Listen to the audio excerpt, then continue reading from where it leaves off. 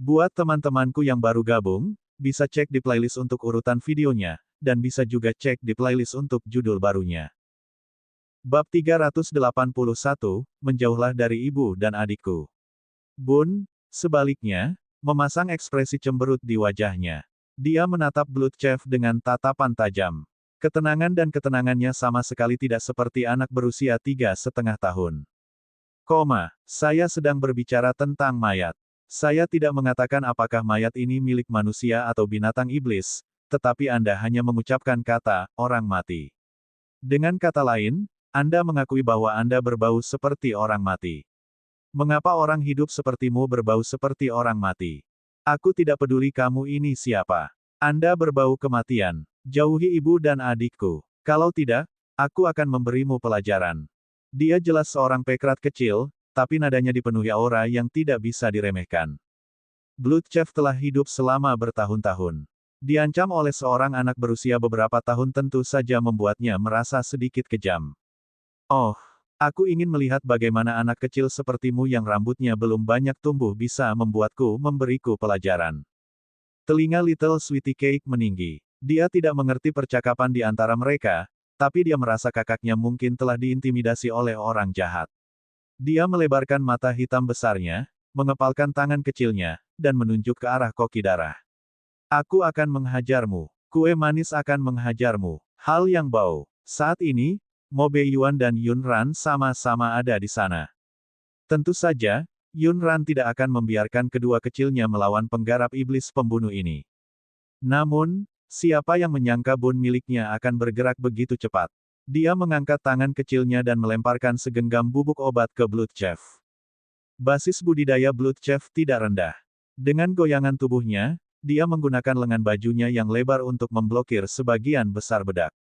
Dia menatap Bun dengan tatapan seram. Anak kecil, kamu masih terlalu berpengalaman.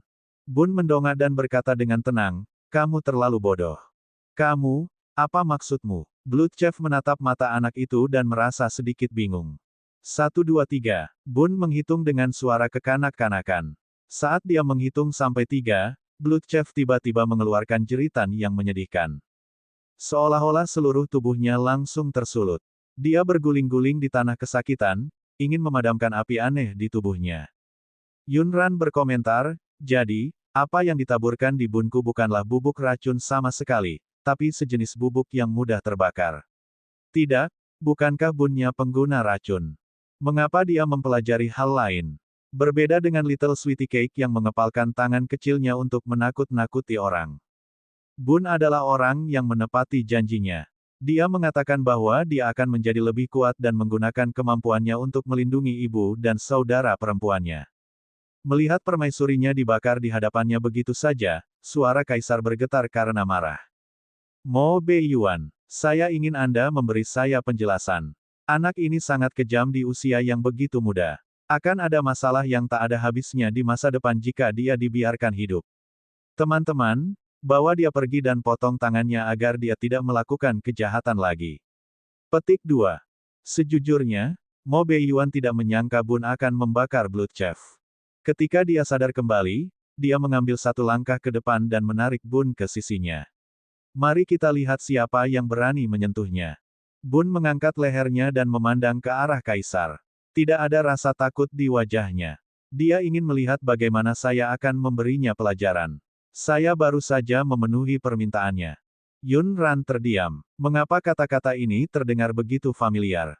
Sepertinya dia mengatakan hal serupa ketika dia berhadapan dengan nona tertua sekte tertentu. Apakah Bunnya belajar darinya? Siapa sangka Bun belajar mengarang omong kosong seperti itu. Yun Ran menyentuh hidungnya dengan canggung dan hendak mengungkap identitas Bloodchef. Bun melanjutkan, salep kecantikan yang dimurnikannya dari mayat tidak cukup murni. Sebaliknya, ia terinfeksi racun mayat. Jika kamu tinggal bersamanya terlalu lama, racun mayat sudah masuk ke tubuhmu. Bab 382, dia memiliki api abadi. Bun dengan tenang menyatakan fakta yang membuat ekspresi kaisar menjadi semakin jelek. Apa? Mayat apa? Racun mayat. Apa yang kamu bicarakan? Mengapa selir kekaisaranku Yu? Saat kaisar berbicara, dia melihat ke arah selir kekaisaran Yu, yang masih berguling-guling di tanah setelah terbakar oleh api. Ketika tatapannya tertuju pada wajah selir Kekaisaran Yu, Kaisar sangat ketakutan hingga dia terhuyung dan hampir terjatuh. Kamu, apa yang kamu lakukan pada permaisuri mulia Yu? Bagaimana wajahnya menjadi seperti ini? Yunran menoleh dengan rasa ingin tahu.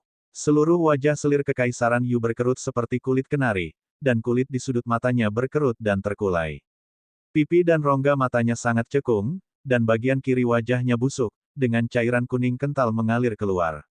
Bagian putih matanya kotor, dan bola matanya melotot, hampir lepas dari rongganya. Wajah itu sama sekali tidak mirip manusia. Tidak heran Kaisar tampak seperti baru saja melihat hantu. Saat semua orang menebak apa yang terjadi dengan selir Kekaisaran Yu, mereka mendengar suara seorang anak kecil. Kue manis tahu. Itu monster tua. Monster tua itu berpura-pura menjadi gadis cantik. Itu bohong. Saat malam tiba dan semua orang tertidur, monster tua itu akan keluar untuk memakan orang. Kakak baru saja menggunakan api abadi untuk menangkap monster tua itu. Pak kecil itu menatap selir Kekaisaran Yu dengan mata hitamnya yang besar dan berkata dengan sangat serius.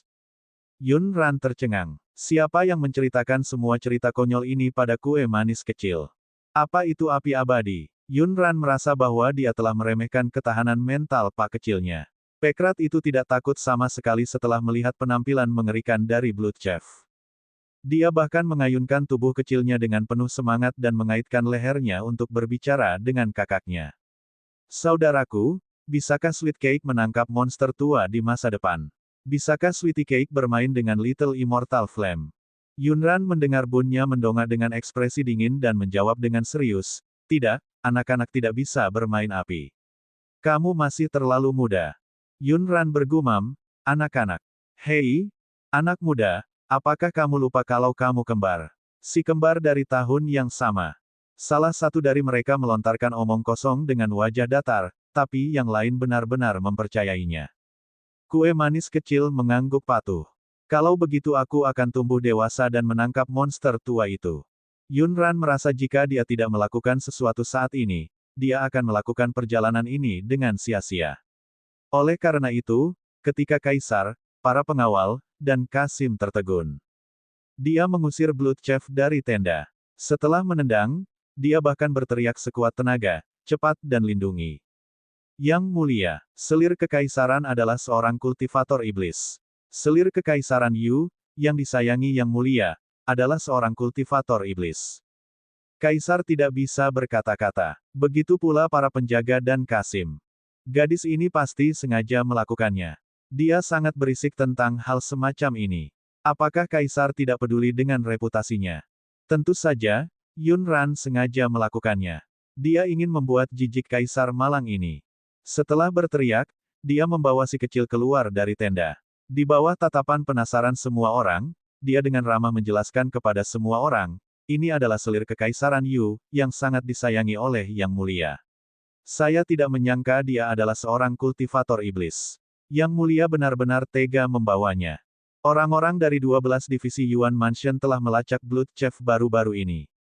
Beberapa hari yang lalu, mereka menemukan bahwa jejak Blood Chef telah menghilang di dekat istana.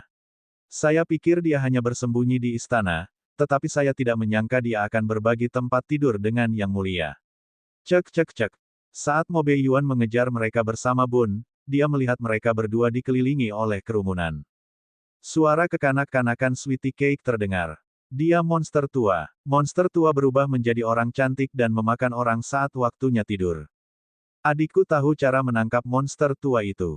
Adikku sangat kuat. Dia memiliki api abadi kecil. Ada seseorang yang menyukai monster tua. Dia bahkan mencium monster tua yang bau.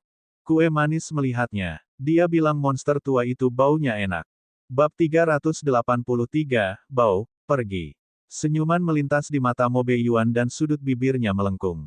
Keluarganya jelas tidak berniat memberi hormat pada Kaisar. Pada saat ini, di dalam tenda, Kaisar merasa tidak enak. Memikirkan berbaring di ranjang yang sama dengan selir Kekaisaran Yu dan berinteraksi dengannya berkali-kali, ekspresi Kaisar menjadi lebih buruk.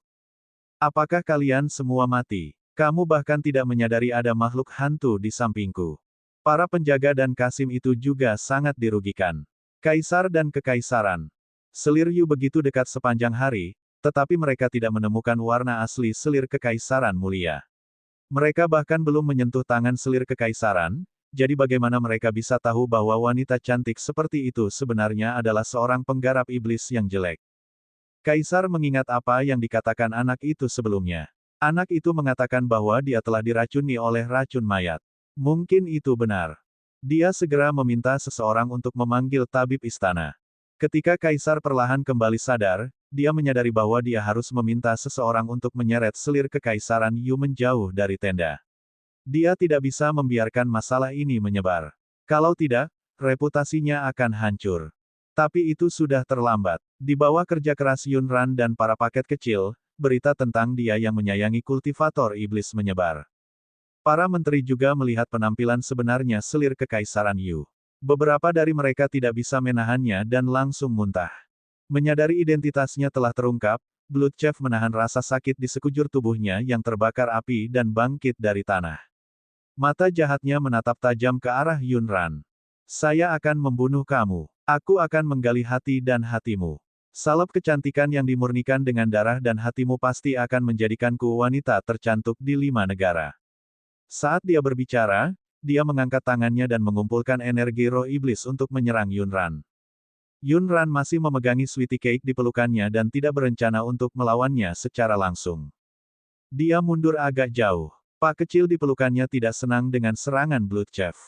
Bau, jangan datang. Sweetie Cake tidak menyukai Stinky. Bau, pergi. Tangan kecil gemuk itu terangkat dengan lembut, dan energi roh yang kuat dilepaskan ke arah Blood Chef. Yunran baru saja mengeluarkan pedangnya dari cincin penyimpanannya. Sebelum dia bisa menyerang, Blood Chef dikirim terbang oleh Sweetie Cake miliknya.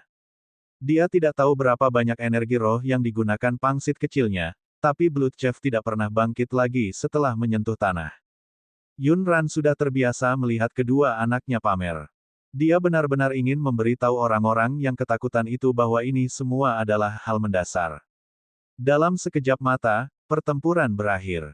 Mo Beiyuan menarik kembali energi spiritual yang belum dia keluarkan dari telapak tangannya dan bersandar di depan mereka berdua untuk memeriksa situasi mereka.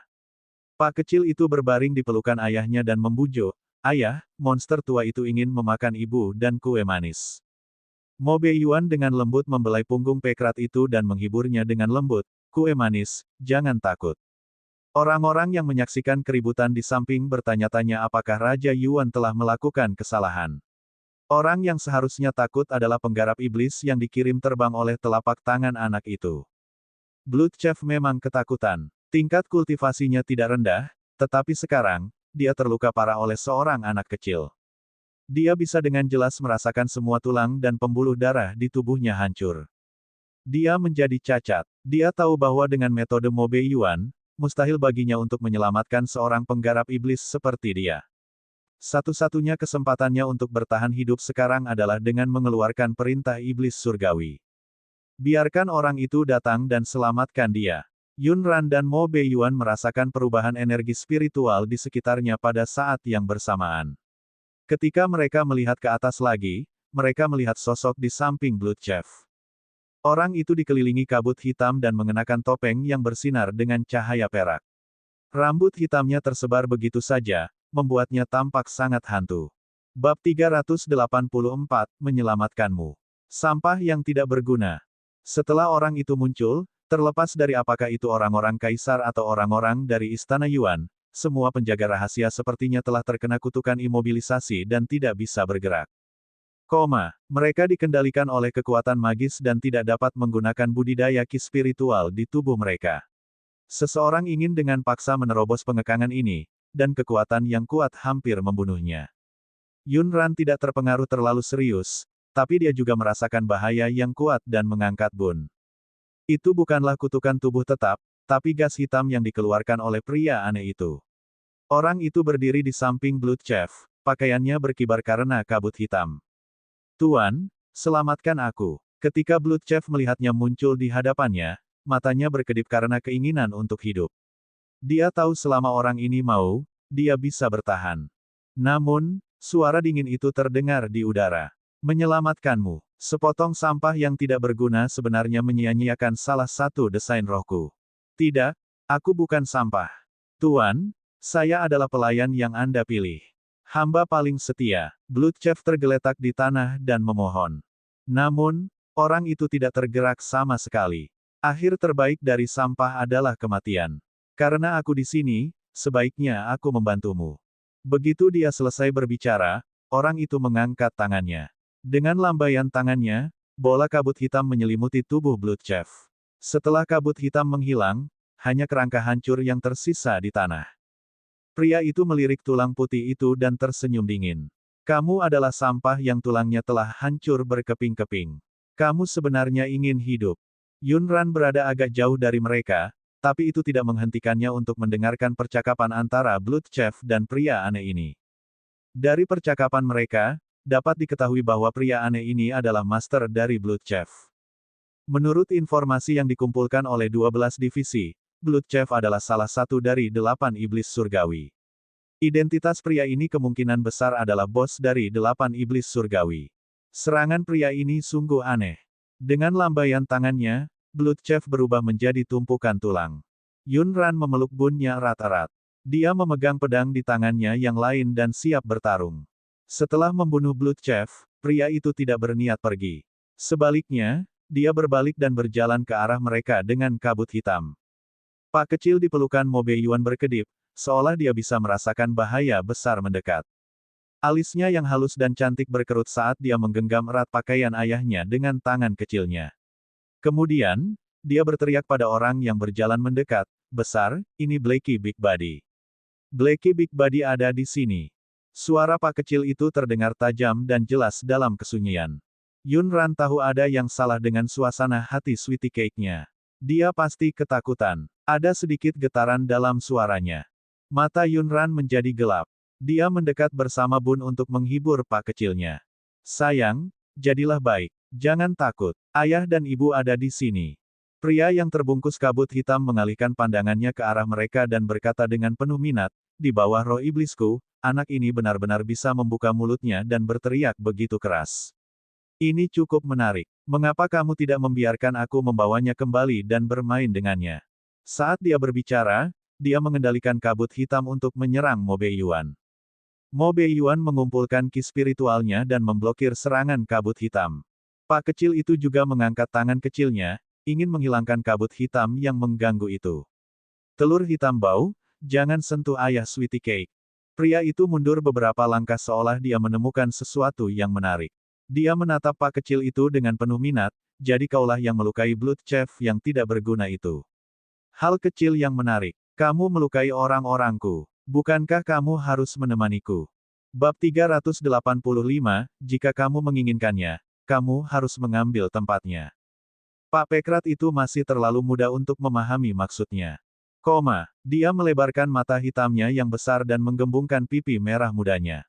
Namun, Yunran dan Mo Beiyuan mengerti maksudnya. Pria ini tidak bercanda. Dia benar-benar berencana untuk membawa Sweetie Cake-nya pergi. Mo Beiyuan, pergilah bersama Sweetie Cake dan Bun dulu. Aku akan menghentikannya. Yunran segera mengambil keputusan dan memasukkan roti itu ke dalam pelukannya ke Mo Beiyuan. Dia tidak bisa membiarkan hal sialan ini merenggut anak-anaknya. Anda, apa yang kamu? Hentikan aku. Sejak kapan 5 negara memiliki begitu banyak orang yang tidak takut mati? Ada senyuman tipis di kata-kata pria itu seolah dia baru saja meluangkan waktu untuk menatap Yunran. Tiba-tiba, aura hitam di sekitarnya mulai mengamuk. Siapa yang memintamu memakai wajah ini? Garis keturunan rendahanmu tidak layak menggunakan wajah ini. Yunran terpaksa terpojok karena kegilaannya dan menjadi mudah tersinggung. Siapa kamu sebenarnya? Apakah kamu anjing gila? Kamu menggigit orang. Saat dia berbicara, dia mengangkat pedangnya dan menebas pria itu. Pria itu nampaknya sangat terkejut. Gerakannya yang rapi dan tingkat kultivasinya tidak rendah. Dia tersenyum sinis pada Yunran. Kamu sangat mirip dengannya. Selain wajahmu, bahkan kepribadianmu pun sangat mirip. Anda memiliki sesuatu yang saya sukai, dan saya harus mendapatkan apa yang saya suka. Bagaimana Mo Beiyuan bisa mentolerir melihat wanitanya digoda seperti ini? Namun, dia sekarang membawa Sweetie Cake dan Bun dan tidak dapat membantu Yunran. Dia tahu bahwa yang paling dipedulikan Yunran adalah keselamatan kedua anaknya. Dia harus melindungi mereka. Ran, jangan lawan dia secara langsung. Pikirkan cara untuk pergi. Yunran bisa mendengar kegelisahan dalam suaranya dan tersenyum padanya. Mo Beiyuan, jangan khawatir. Saya baik-baik saja. Namun, pria aneh di seberangnya tiba-tiba menjadi marah dan memarahi. Siapa yang memintamu untuk tersenyum padanya? Mulai sekarang, kamu hanya bisa tersenyum padaku. Karena kamu adalah wanitaku. Yunran berkata, tersenyumlah. Dia tetap tenang. Bahkan jika dia tidak bisa mengalahkan pria ini, dia tidak akan membiarkan pria itu mendapatkan keuntungan apapun. Paling-paling, mereka akan bertarung sampai mati. Tapi pria ini sepertinya memperlakukannya sebagai orang lain. Dia benar-benar mengulurkan tangannya ke arahnya. Jadilah baik, jangan membuatku marah. Yunran sangat muak sehingga dia menghindar. Namun, kabut hitam yang dikendalikan oleh anjing ini sangatlah aneh. Yunran menyadari bahwa dia sudah berada di belakangnya. Saat dia berbalik, dia mengayunkan pedangnya. Pria itu menggunakan kabut hitam lagi untuk mengganggu penglihatan Yunran. Ibu, dua orang paket kecil di pelukan Mo Beiyuan berteriak cemas saat mereka melihat Yunran terbungkus kabut hitam. Situasi di dalam kabut hitam tidak terlihat dengan jelas. Mo Beiyuan juga mengkhawatirkan keselamatan Yunran. Dia hanya bisa menempatkan Sweetie Cake dan Bun di punggung naga terbang bersayap merah dan memerintahkan Bun untuk menjaga adiknya dengan baik. Dia segera kembali ke tanah untuk membantu Yunran, yang terjerat kabut hitam. Mo Beiyuan, kenapa kamu ada di sini? Di mana Bun dan Sweetie Cake? Yunran melihat kabut hitam yang mengganggu di depannya menghilang dan berpikir, oh tidak. Cepat, cari Bun dan Sweetie Cake. Dia ingin menyerang dua orang paket kecil itu. Namun saat mereka menyusul, semuanya sudah terlambat. Melihat sosok kecil Bun jatuh dari belakang Wyvern bersayap merah, Yunran terbang dan menangkap Bun. Mo Beiyuan menahan napas dan bergegas ke belakang naga terbang bersayap merah, tapi Sweetie Cake tidak terlihat. Pada saat ini, suara hantu bergema di udara kosong. Jika kamu menginginkannya, kamu harus menggantikannya. Bab 386, ada yang salah dengan emosi itu. Yunran menggendong Bun dan melompat ke punggung naga terbang bersayap merah. Dia tidak lagi setenang sebelumnya.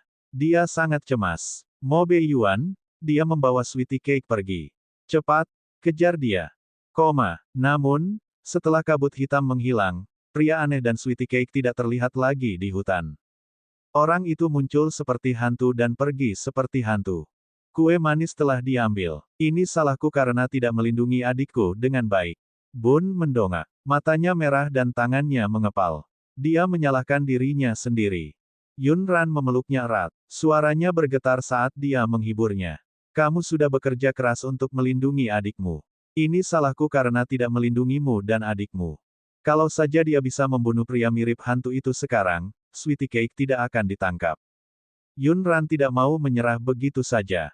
Dia mendambakan keajaiban. Pria itu mungkin baru saja bersembunyi di hutan terdekat bersama Sweetie Cake.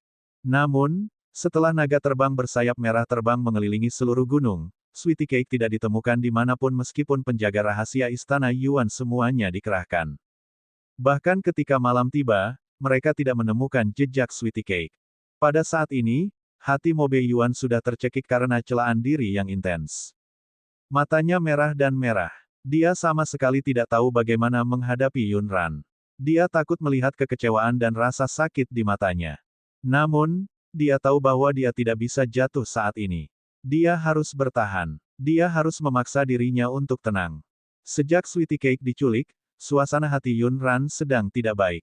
Seolah-olah dia takut Bun itu akan diambil juga. Dia menjaga Bun tetap dekat dengannya dan menolak membiarkan siapapun menyentuhnya.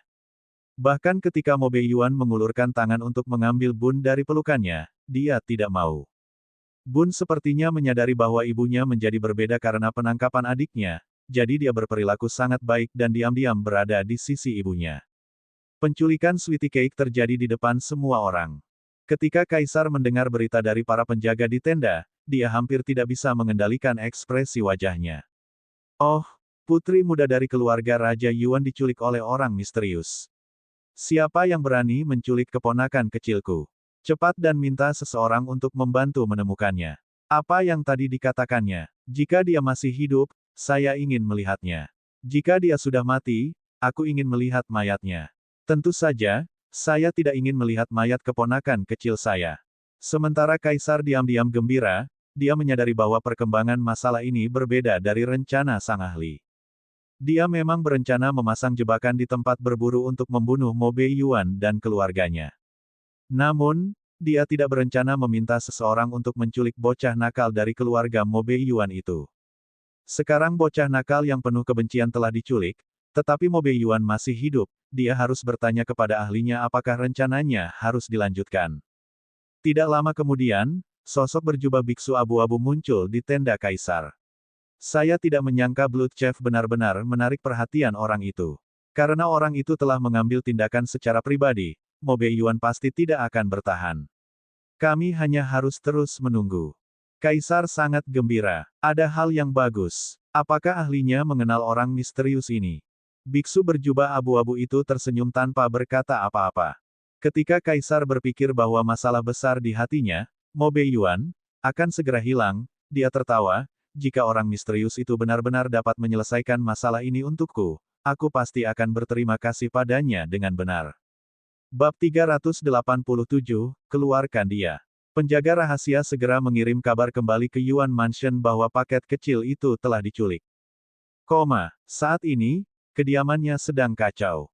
Perlu diketahui bahwa Sweetie Cake bukan hanya harta karun Yun Ran dan Mo Beiyuan. Dia juga cucu dari Suan Yuan Yu dan Bai Wan. Ketika Bai Wan dan Bai Ze menerima berita itu, mereka sangat cemas. Mereka ingin pergi ke tempat berburu untuk melihat-lihat, tetapi mereka dihentikan oleh Suan Yuan Yu. Wan, tenanglah dulu. Masalah keluarga Bai belum diselidiki dengan jelas. Anda dan kakak ipar tidak bisa tampil di depan Kaisar. Saya akan mengajak orang untuk melihatnya dulu. Jika terjadi sesuatu, saya akan meminta seseorang untuk mengirimkan berita itu kembali secepat mungkin. Selain Suan Yuan Yu, Huo Chanyi, penjaga rahasia di kediaman, binatang suci Yanqi dan Sweetie Cake mengikuti. Ada banyak orang, tapi masih belum ada hasil.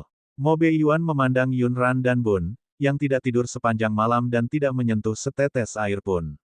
Dia berkata dengan suara serak, Ran, bawa Bun kembali ke kediaman. Saya akan tetap tinggal dan melanjutkan pencarian dengan penjaga rahasia. Yun Ran masih memeluk Bun erat-erat. Hanya dalam satu malam, matanya tampak redup dan kehilangan kilau biasanya. Mo Beiyuan, dia sudah membawa Sweetie Cake pergi. Kami tidak dapat menemukannya di sini. Kita semua membohongi diri kita sendiri. Itu karena tak seorang pun mau percaya bahwa Sweetie Cake telah dibawa pergi. Mata Mo Beiyuan menjadi gelap. Saat dia melihat rasa sakit di matanya, hatinya sakit. Ran, kami pasti akan menemukannya. Kami pasti akan menemukan Sweetie Cake. Yun Ran perlahan-lahan menjadi tenang dan menggerakkan bibirnya yang kering. Mintalah seseorang untuk merilis berita dan katakan padanya bahwa aku bersedia menukar diriku dengan Sweetie Cake. Suruh dia keluar. Mo Beiyuan mengangkat tangannya untuk menghiburnya, tetapi saat ini, lengannya sedikit gemetar. Dia mengepalkan tangannya di udara dan menariknya kembali. Ran, dia pikir dia cukup kuat. Dia pikir dia bisa melindungi dia dan kedua anaknya. Namun, lucunya Sweetie Cake dibawa pergi tepat di hadapannya. Kata-katanya sebelumnya tentang melindungi dia dan anak-anaknya seperti lelucon konyol. Dia tahu bahwa pria itu memiliki niat buruk terhadapnya, dan dia tahu bahwa tujuan pria itu adalah dia, tetapi pada saat ini, dia hanya bisa mendengarkan dia berkata, bawa aku untuk menukarnya dengan Sweetie Cake. Mo Beiyuan tidak pernah merasa dirinya begitu tidak berguna. Yun Ran merasakan sakit di matanya dan tahu bahwa dia tidak merasa lebih baik darinya. Mo Beiyuan, dengarkan aku. Orang itu seharusnya menjadi bos dari 8 iblis surgawi. Selama kita menyebarkan beritanya, pasti akan sampai ke telinganya. Yang harus kita lakukan sekarang adalah membiarkan dia muncul bersama Sweetie Cake secepat mungkin dan menyelamatkannya dari tangannya. Dengan susah payah, Yun Ran menarik diri dari kesedihannya dan menjernihkan pikirannya. Jika itu aku bisa pergi dan menghadapinya. Saya tidak akan membiarkan diri saya dirugikan. Tapi Sweetie Cake tidak bisa. Dia masih anak-anak.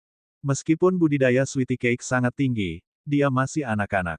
Dia seharusnya sangat takut sekarang. Dia mungkin menangis karena ketakutan. Saat Yunran berbicara, matanya tampak tertutup lapisan kabut tipis. Pada akhirnya, rombongan kembali ke rumah pangeran. Mo Beiyuan mengikuti permintaan Yunran dan menyebarkan beritanya. Tepat setelah itu, mereka hanya bisa menunggu bos dari 8 iblis surgawi menerima berita dan merespons. Namun, Yunran tidak ingin bertemu dengannya lagi. Dia masih dalam posisi pasif, jadi dia ingin mengetahui apa itu kabut hitam yang dikendalikan orang itu. Bab 388, apakah si kecil ini menangis? Buku-buku kuno yang dikumpulkan oleh 12 divisi selama bertahun-tahun tidak mendokumentasikan catatan relevan apapun tentang kabut hitam. Itu seperti ki iblis yang dibudidayakan oleh para penggarap iblis, tetapi berbeda. Bai Ze adalah seorang kultivator iblis, jadi dia tahu banyak tentang energi iblis. Itu bukan ki setan. Roh iblis ki tidak mungkin seperti yang kamu katakan. Itu adalah bola kabut hitam yang bisa dikendalikan sesuka hati dan membuat orang menghilang seketika. Jika mereka begitu kuat sehingga mereka bisa langsung mengubah penampilan mereka, para penggarap iblis dari 5 negara tidak perlu bersembunyi di hutan iblis yang jatuh. Mereka sudah lama menjadi penguasa benua ini. Setelah mendengarkan penjelasan mereka, jantung Baiwan berdetak kencang seolah dia memikirkan sesuatu. Itu seharusnya adalah batu surgawi. Ibuku pernah berkata bahwa kekuatan batu surgawi tidak dapat diukur, kuat, dan misterius. Jika orang itu adalah orang yang menghancurkan formasi susunan kuno di mausolem kekaisaran saat itu, kemungkinan besar dia memperoleh kekuatan batu surgawi. Suan Yuan Yu mengerutkan kening. Dia sudah memarahi itu ratusan kali. Jika dia benar-benar mendapatkan kekuatan batu surgawi, maka orang ini terlalu berbahaya. Mata Yunran menjadi gelap karena permusuhan. Jadi, jika kita ingin menghadapinya, apakah kita harus mencari batu surgawi lain dan mendapatkan kekuatannya? Pupil mata Baiwan sedikit mengecil seolah dia tidak mengira dia akan mengalami hal seperti itu. Sebuah pemikiran ekstrim. Ran kecil, kamu tidak bisa. Anda telah melihat kekuatan batu surgawi. Seluruh gunung rata dengan tanah. Bahkan kota kekaisaran yang letaknya begitu jauh pun terkena dampak gempa bumi yang sangat besar. Bagaimana tubuhmu bisa menahan kekuatan sekuat itu? Apalagi saat ini mereka hanya menebak-nebak. Orang yang mengatakannya memang tidak disengaja, namun terdengar bermakna bagi yang menafsirkannya. Mata Mo Beiyuan bersinar dalam kegelapan saat dia mengepalkan tangannya dengan erat. Batu surgawi. Apakah dia mampu melindungi Yunran dan kedua anaknya setelah mendapatkan kekuatan batu surgawi? Mungkinkah hanya dengan mendapatkan kekuatan batu surgawi dia bisa melawan orang itu? Dia harus mendapatkan kekuatan batu surgawi. Dia ingat Baiwan telah menyebutkan sebelumnya bahwa ada total 5 batu surgawi. Selain yang dihancurkan di makam kekaisaran di benua timur, seharusnya ada 4 lagi. Dia hanya perlu menemukan salah satunya. Di pulau tanpa nama yang jauh dari benua timur, terdapat sebuah kuil kuno. Pada saat ini, di altar di tengah kuil duduk seorang pekrat kecil yang cantik dan lembut. Pak kecil itu mengedipkan mata hitamnya yang besar dan melihat sekeliling dengan rasa ingin tahu. Setelah melihat sekeliling sebentar, dia cemberut. Di mana tempat ini? Sweetie Cake ingin pulang dan mencari ayah dan ibu. Pak kecil itu menangis ketika dia bangun sendiri. Dia bahkan menepuk-nepuk debu pantat kecilnya. Dia melompat turun dari altar. Setelah berjalan mengitari altar, matanya yang besar dipenuhi kebingungan. Dia menepuk dada kecilnya dan menyemangati dirinya sendiri. Kue manis, jangan takut. Sweetie Cake adalah anak kecil yang pemberani. Kue manis adalah yang terbaik. Wenren Ye tersembunyi dalam kegelapan, dan seluruh tubuhnya diselimuti oleh bola kabut hitam. Pandangannya tertuju pada Pak kecil itu. Apakah Pak kecil ini menangis karena bersenang-senang? Mengapa dia berhenti menangis setelah menangis beberapa kali? Anak kecil itu sebenarnya bisa melompat-lompat di altar pulau terpencil ini dan melihat-lihat. Budidaya Pak kecil ini sangat mengejutkan. Dia benar-benar melompat ke atas pohon dan berlari mengitari batang pohon. Apakah gadis kecil ini seekor monyet? Keingintahuan Wenren Ye terguncang. Dia mengikuti si kecil, ingin melihat apa yang ingin dia lakukan. Benda kecil ini tidak besar, tapi staminanya tidak kecil. Dia benar-benar berlari ke pantai sekaligus. Namun, Melihat air laut yang tak berujung dan ombak yang menerjang karang, makhluk kecil itu ketakutan dan berlari kembali dengan kepala di pelukan. Hiks hiks hiks, kue manis takut. Sweetie Cake menginginkan ayah, Bu, aku ingin pulang. Bab 389, Ayahmu adalah sampah. Little Sweetie Cake belum pernah melihat laut sebelumnya. Ombak yang menerjangnya sungguh membuatnya takut. Dia hanya bisa mundur dengan kakinya.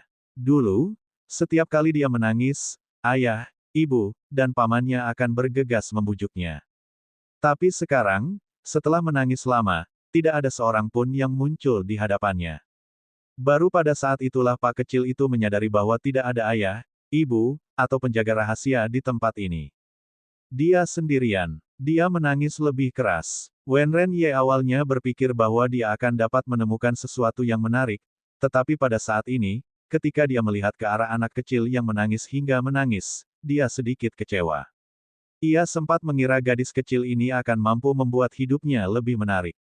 Sepertinya dia melebih-lebihkan gadis kecil ini. Pada akhirnya, dia hanyalah manusia rendahan dari 5 negara. Dia pemalu dan pengecut dan hanya tahu cara menangis. Anak kecil, jangan menangis. Jika kamu menangis lagi, aku akan membuangmu ke laut.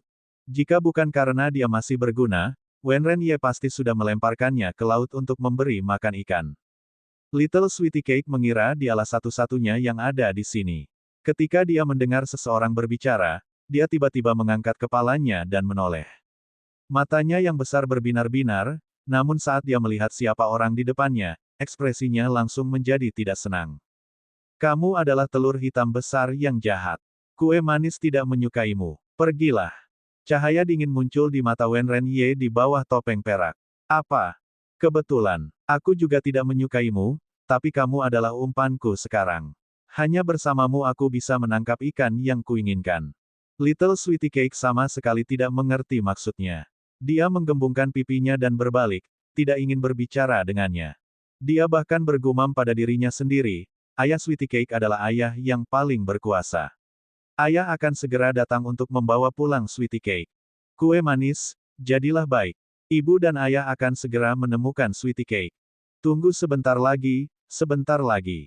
Pak Pekra tidak begitu paham dengan situasinya saat ini dan masih berfantasi. Wenren Ye terhibur dengan kebodohannya.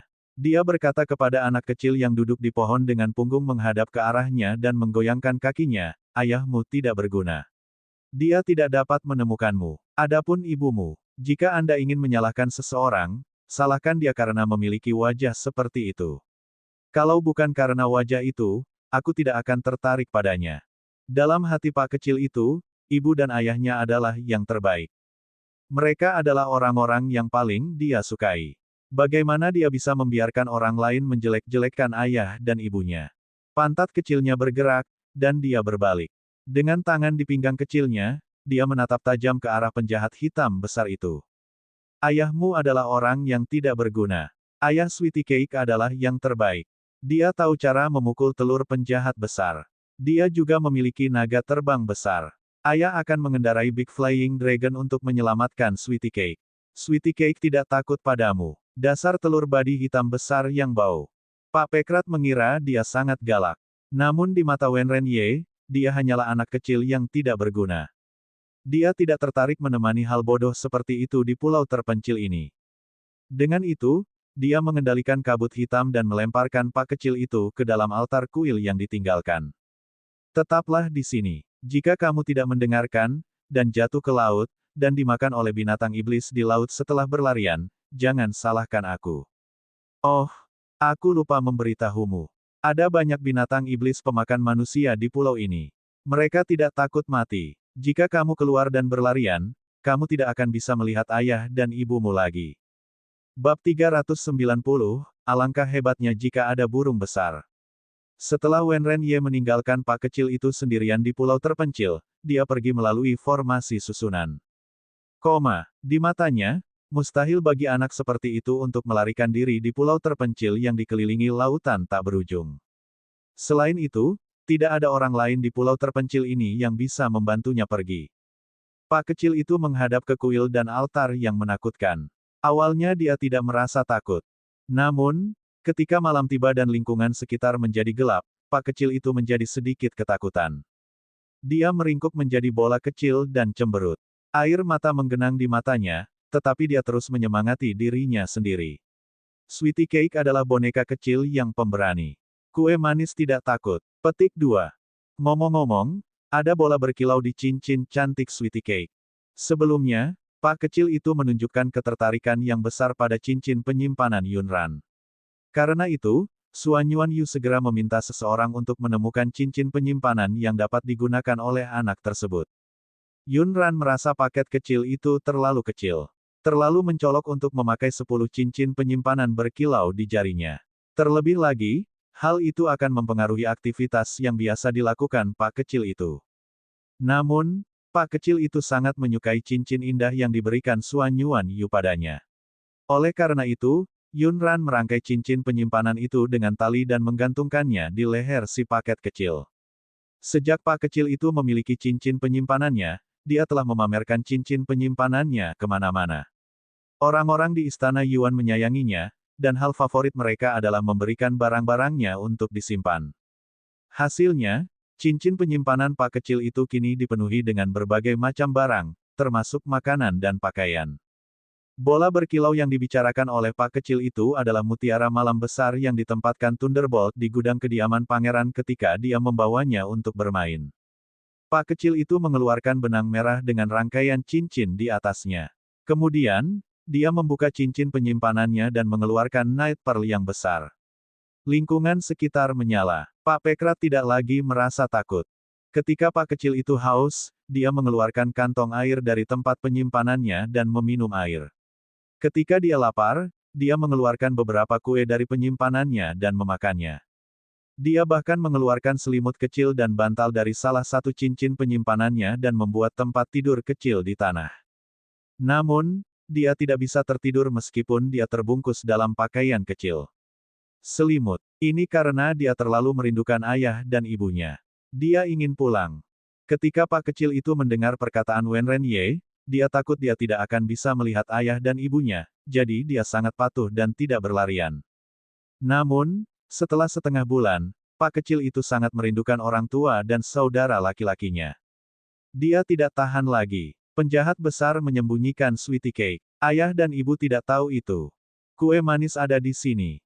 Kalau begitu, Sweetie Cake bisa kembali dan menemukan semua orang. Meskipun Pak kecil itu masih muda, dia tidak bodoh. Dia hanya berpikiran sederhana. Misalnya, saat ini, dia sedang berpikir seperti anak kecil tentang bagaimana mengatasi kesulitannya saat ini. Alangkah baiknya jika ada burung yang besar. Sweetie Cake harus menemukan seekor burung besar dan membawanya untuk menerbangkan Sweetie Cake kembali ke ayah dan ibu. Ketika Pekrat berbicara, dia segera mengambil tindakan. Pak kecil berwarna merah jambu dan gemuk itu mengenakan pakaian yang telah dia ganti. Meskipun pakaiannya kusut, namun sangat bersih. Wajah kecilnya juga dibersihkan dengan sapu tangan basah, tapi dia tidak tahu bagaimana menata rambutnya. Setelah beberapa hari, rambut kecilnya tergerai. Dia menyingkirkan bola terang dan alas tidur kecil. Dia memegang pedang kayu kecil yang dibuatkan ayahnya untuknya dan mulai mencari burung besar di pulau itu.